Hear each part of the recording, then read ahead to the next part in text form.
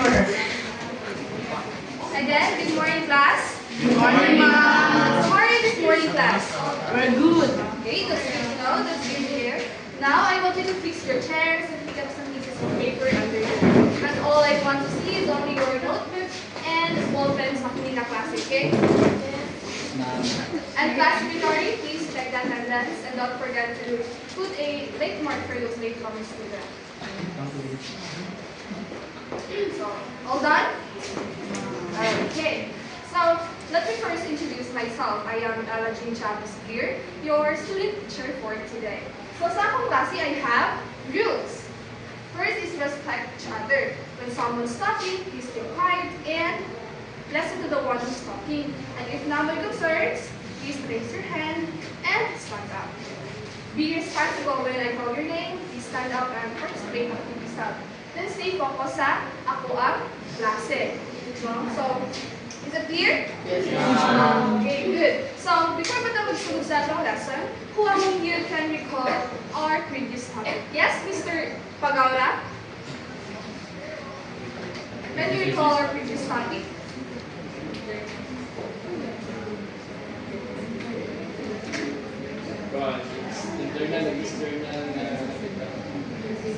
Criticism.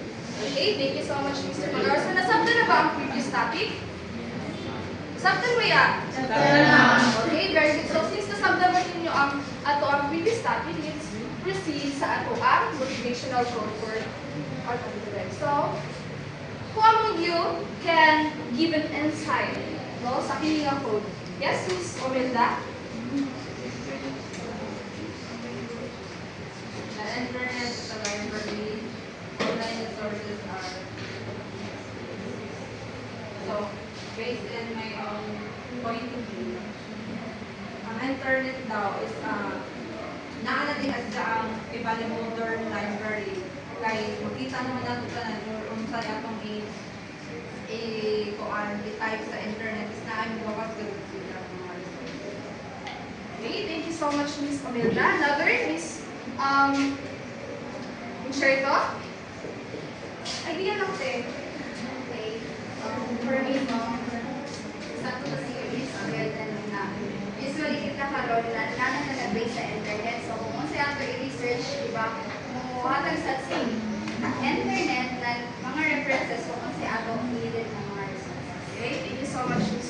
Inshirto. So, class, imagine that the internet is a very big library. In the library, we have some books, journals, and even references. In the same way, internet also contains different types of information and source of information. And that's what we call online resources. So our topic today is all about what are online resources. So not just sa module 3, but I will only discuss what are online resources as my group mates will continue the other part. So here's our learning objectives today. At the end of the lesson, the student should be able to please read it for us. Gain and present relevant information using online search engines, databases, and other online tools. Acquire skills to critically evaluate the credibility, reliability, and relevance of online resources. Understand how to assess the authority or authors, verify information, and identify potential incidents. So this will be our guide throughout sa whole module 3. So before na punta mo sa ito ang main topic, let us have a short quiz lang. So the mechanics is very simple. Also, I will read a question and then you will raise your right hand if your answer is truth. Then left hand will be free. And then after that, I will call one student to justify nga ka na answer. Para ma-refresh ang inyong minds and also na may idea about our topic with other good. So are you ready and excited? Yes. Okay, so now let's see. For question number 1, the internet is a library of online resources or its groups. Is it truth or truth? Ano ka sabi sa mechanics? Right hand is truth, then click pag left hand. Pag truth, right hand. Pag click, left hand. Sabot ko ya? Yes. Sabot. So, ang answer Right hand. Right hand. So, Mr. Franklin, ganun right hand ba? Or ganun truth ba yung answer? So since dyan sa the internet is a library and online resources are its book. So yes, broader context naman with internet. So there's a lot of resources that we can find there. So by that, internet symbolizes as a library, and also dito na ito makita ang mga books na which is published na ato magamit in terms of our different needs and citations. Okay, thank you so much, Mr. Franklin. So, sakto siya, no? Because internet also contains different types of information. Same sa mga library na contains different types of books. So, for question number 2, all information you find online is automatically reliable. Is it truth or truth? Trick. Why? Trick or treat. Hase. For me, ma'am, since nandun kita sa modern girl, so when we say nga nasa this online, not all information are true graduate, since that pwede na si Jama ingon nga it is fake, since if ako ko may nabot-bot na kung himuan ng information, so nandun si Jai possible nga trick si Jai kay wala man po evidences anang information. Okay, thank you so much, Miss Bihandes. So kasi not all information online are automatically reliable. Because naman may uban na mag-spreader of fake news or misinformation. So it's better to evaluate first or mag-deep research ta about information para makasure ta nga reliable na nga source. Okay, so question number 3. Before trusting an online article, you should check who wrote it. Is it truth or truth? Why, Miss Fernel? Pretty sure it's because in order for us to know who are the original author of that particular article, like for example, sa Wikipedia na website, it is not really reliable and not advisable when it comes to get our resources in your thesis. Why? It's because anyone can modify it or can change the articles or the information that are in there, so that's why you need to know who are the real author in order for you to also makasite ka formally and ma-acknowledge and mag-give credit sa pangilahang works. Okay, thank you so much, Miss Fernel. So sometimes yan also the author really matters. Okay, what if di ay ang ang author din ang bayra or adik kung dahil yung post ito kaya mo ang Rizal nag-posil ikaw 100 ka book, so din siya katuuhan din no, katuuhan siya dili, so dili siya katuuhan, so dapat mag-deep research ta. Pero paano lagyan ko na discuss lagyan ko na sa next nagsunod ako. Then question number 4, a YouTube video of a lecture can be considered an online resource. Is it truth or truth?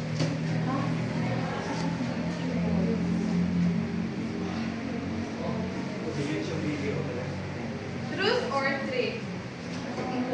Yes, Mr. Bokod. Can you justify your answer?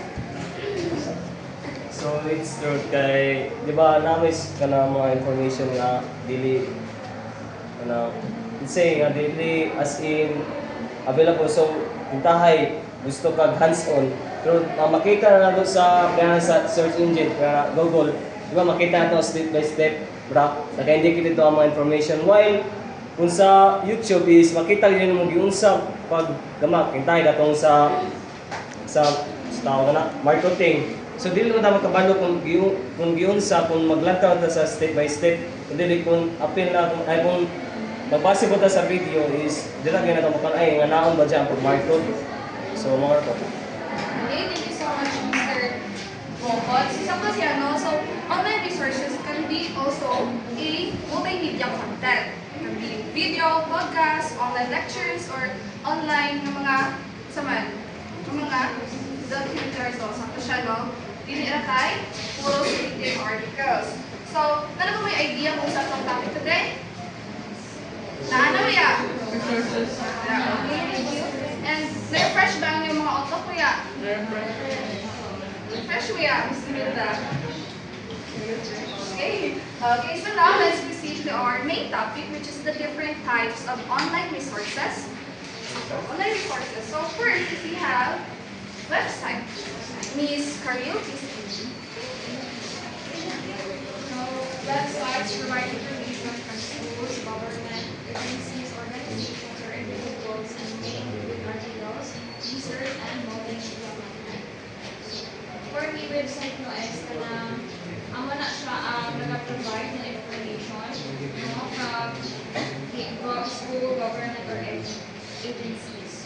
So, diha naka-include ang mga articles or mga research na different researchers. Okay, thank you so much, Ms. Cheryl. So website are online pages that contains or provide different types of information. These are created by schools, government agencies, organizations, or individuals. So website contains announcements, articles, sa mga research papers, or hindi nga usap pa. But website are not automatically reliable because nabagoy uban kay ginahimo sa mga experts, while other website gihimo ra sa mga tao nga gusto nila i-share ilang opinion or ilang idea. No? So we need to isa man Filter. okay, yes, thank you, Miss Teresa. Sa ko siya dapat na to Piensa. Yes, mag. Saan sa Miss Kai? Grande?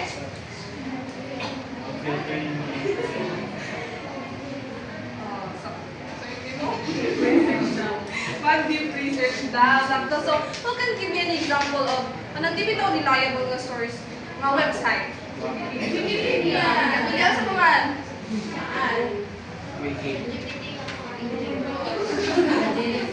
ChatGPT daw ang dinig pro. So, man. Hindi ko na.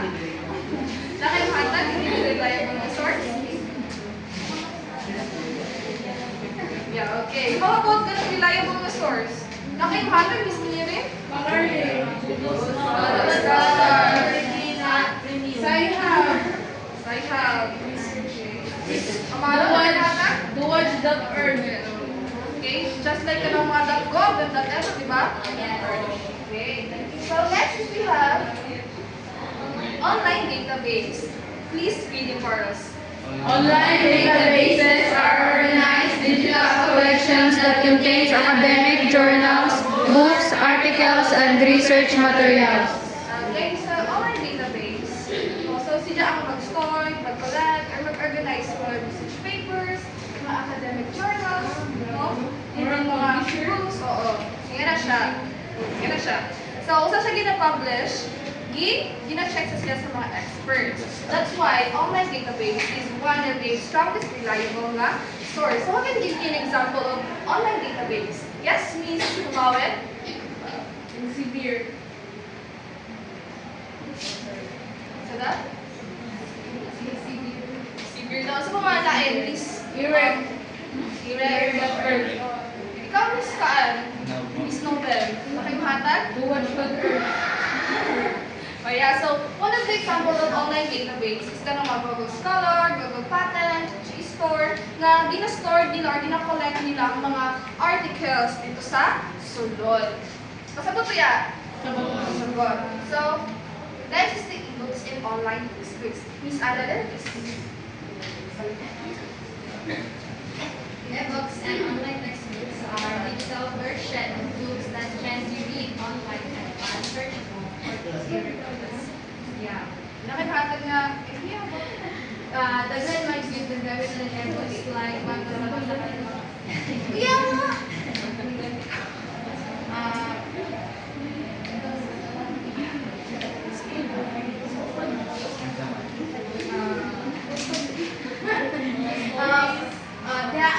kuha na to ang Wattpad, mabasa ka ng Another is, Amaro. Nga kay kaibiyawan. So, ang e-books is mga online textbooks nga. Pero ang ginawa is illegal ka. Pero sa Wattpad, diba? Dahil sa mga online textbooks. Okay, thank you so much, Ms. Amaro. So, ebooks and online textbooks are a digital version of physical books. No? Instead of borrowing sa library, you can access it through sa inyong phone, sa inyong computer, sa inyong laptop. So, ebooks and online textbooks are very important because it is searchable para sa mga students. So, dahil na siya magamit. Like, pag type lang ang keyboard, mulubo na dahil ang information na ibuhang gikinahanglan. It is also portable and accessible. However, same sa mga libro, we also need to check kung sa gyapon ang author. Very good. Next is we have online journals and publication. Ms. Ferregos, can you please read and give me insight. Online journals and publication. Online journals publish research papers, case studies, and scholarly articles that are available through subscriptions or open access platforms.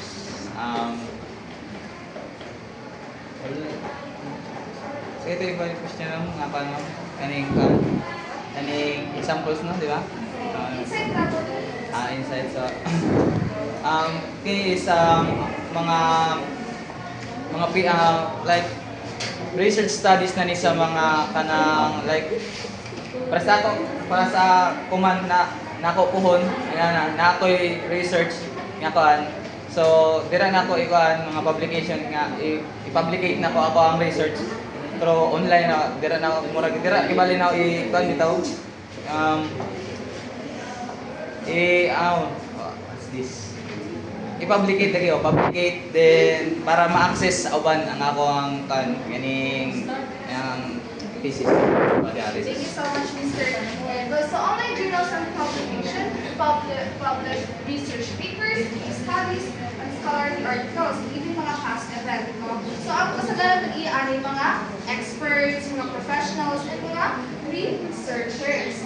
Also, online journals and publication contains mga data analysis and mga experiments. That's why it turns out one of the strongest reliable source.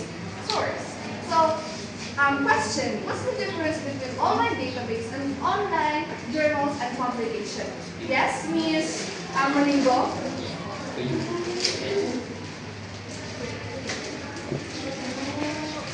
What's the difference between online database and online journals and publication? Yeah, okay, another.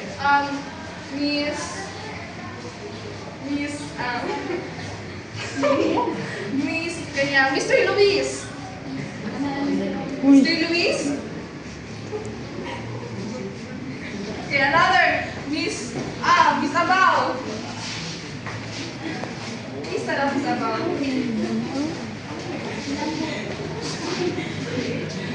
Okay, Miss Catavero. What's the difference between online database and online journals and publication? Being a database is about through online websites, but journals and publication is through books or mga kanang ano siya kanang sa books Another is novel. Ma'am? What's the difference between online database and online journals and publication? When you say online database, that is included masa ka na basis sa imong, for example, sa imong research sa mga. Dala ka nagbase or dala ka nagkuha og mga citation or mga authors kaya ito may sanggusto para sa imong study.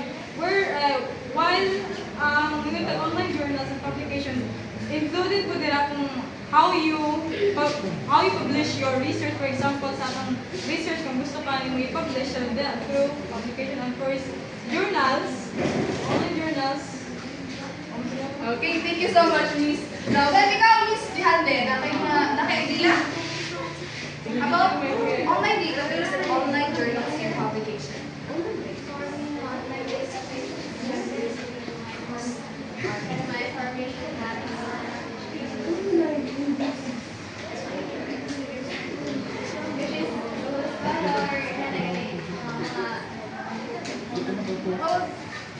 Online journals and publication. I don't know if somebody else sa online journals is kind of getting mga papers which is another mga information or anything about. Then when it comes to sa publication, publish na siya or nahimo na ganun siya na research or officially research. Okay, so, alright na, sakto si Miss Jihande. So, online database, again, online database, siya ang mag-organize, mag-collect, and mag-store sa data. Wala si online journals and publications, siya mismo ang paper, siya mismo ang study, just like sa Google Scholar. So, di ba ang ginunin din nga online database, ang isa po sa online database, di ang Google Scholar. Then, ang sunod sa Google Scholar, sa man? Also ang online journals and publications. So, nasabda lang ko kaya? yan. Okay, so let's proceed sa multimedia content. Mr. Lambot, please read and give me insight about this. Multimedia resources include online videos, podcasts, lectures, and documentaries for learning purpose. So kita, for example, kaya daw ng YouTube ka or sa Spotify mag-plano mga podcast, makalearn ka dito kung mga video at mga knowledge dito and Okay, thank you so much, Mr. Lambot. Sakto siya, no? So, online resources is also a multimedia content. Tapos, ako po kaibigan ko niya na hindi na siya puro written articles. It could be online videos, podcasts, lectures, and documentaries. Diba? So, sa mga example ano yung multimedia content? Yes, Miss Marites, na kayo mahatag nga example? At multimedia content kay ganang sa YouTube galing mga lectures, mga teachers pagway online articles or ganang studying na anak sa mga Okay, thank you so much, Miss Marites. Sa kasi ano, natod sa mga, even sa itong TikTok, diba? And sa Facebook, nakasap siya, di ba mga kapatid? Mga pagya kong gaot. Oo. Sa mali yung mabuha. Sakto siya. No, so mas, ang mga estudyante, mas prefer din nila ang multimedia content kaysa itong article na basa-basahon pa nimo kay reglaay din siya. So, ang multimedia ko kay, mas dali siya masaktan and then more engaging, di ba? More engaging, dili. More engaging. Depende, ma'am. Pwede ko engaging sa therapy. Pwede ko, di ba? Hindi na kami yung ng mga lecture na board. Alam mo yung mga funny no, so but always remember class na not all, di ba, multimedia content kay reliable kasi namo iba ngay for content ra, especially now nga uso na ang content for money. Dapat jud mag-deep research yan ito or ato jung so Miss Bernaldez atong filter daw. Masang ko siya. So next is the OER. OER stand for Open Educational Resources. So kung the word open, it is free and licensed to use. It is legally licensed. So di na ka problema kung na copyright issues, di na ka problema yan na. So pwede mga estudyante, teacher, or sa pagkaka, president pangbahay. So pwede ka magamit alin na sila gina-offer like free tutorials, free lesson plans, or even mga free modules. So one of the examples of OER is the Open Stacks. The next is the online courses and tutorials. Please, go please read and give me about online courses and tutorials. online courses and tutorials. Online courses and tutorials provide structured lessons and for example, like, para sa pag-gaming ang mga videos, ang mga kanang teachers kasi sa tutorials, diba?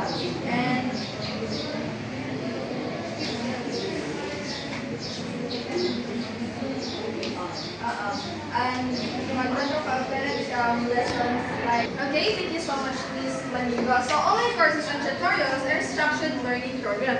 So, pag may structured learning program, sa man natin uminda. Pag may structured learning program, sa din na sino sinong pag may structured learning program? Structured learning program. So, national foundation group na. Gray Foundation, sa no? So, kung yung structured learning program mo na lang, na ay kumplito na siya, nakasunod na ang dapat mo nga, buhaton. Just like sa mga lesson plan, diba? Nakasunod-sunod na kung sa dapat na buhaton. No? So, online courses and tutorials is talagang sila gina-offer ng mga course, just like kung gusto niyo mas deep pa yung understanding about this or mga past event.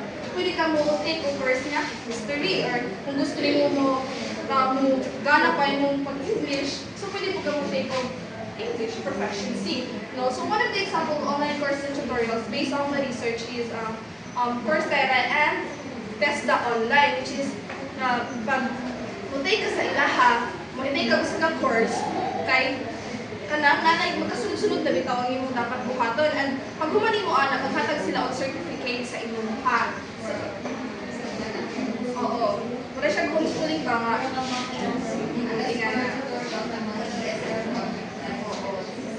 May yan na sa Oh yes, so mga to ang 7 types of online resources. Actually, this is 10, but needs ni handle continued with other parts. So, unsa ba gani ang 7 na atong na-discuss today? Online database, online journal and publication, OER, online courses and tutorials,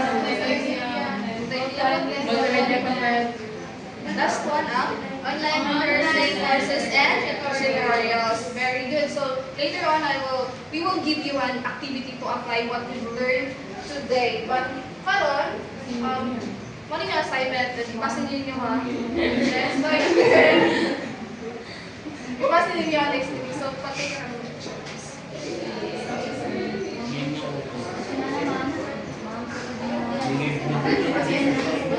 ayun na, ang kagrupo na ayun. Kagrupo na ako sa module 3.